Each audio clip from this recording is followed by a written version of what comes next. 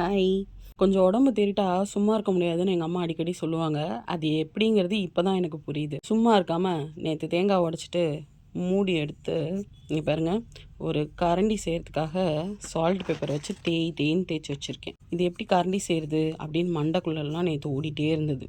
So ஃபுல்லாக clean பண்ணி இதெல்லாம் எடுத்திருக்கேன். இன்னும் இந்த நரம்பெலாம் மெதுவாக இது பண்ணி எடுத்துடணும்னு நினைக்கிறேன். ஏன்னா கிடைக்கல, இருந்தாலும் எடுத்துட்டா நல்லாயிருக்கும். உள்ளெல்லாமும் இது பண்ணி வச்சுருக்கேன், க்ளீன் பண்ணி வச்சுருக்கேன். ஸோ இது ரெடி. கைப்பிடி வேணுமே அப்படின்னோடனே பாப்பா சாப்பிட்டுட்டு சாப்ஸ்டிக் இல்லை, ஒன்று தொலைஞ்சு போச்சு, ஒன்று அப்புறம் அவளுக்கு வேறு வாங்கி கொடுத்துட்டேன்.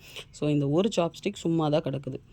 ஒன்று இதை வச்சு எப்படியாச்சும் இதை ஒரு கரண்டியாக மேக் பண்ணணும். அதுதான் ஐடியா. எப்படி கனெக்ட் பண்ணுறது, எங்கே ஓட்டை போட்டு எங்கே சேர்க்கலாம், இல்லை இப்படி வச்சு இதை கொஞ்சம் சீவி சின்னதாக ஆணி அடிக்கலாமா, என்ன பண்ணலாம் அப்படின்னு மண்டை யோசிச்சுட்டே இருக்கு. ஸோ முடிச்சுட்டு எப்படி செஞ்சேன்னு உங்கள்கிட்ட நான் அப்புறமா சொல்கிறேன். ஓகே.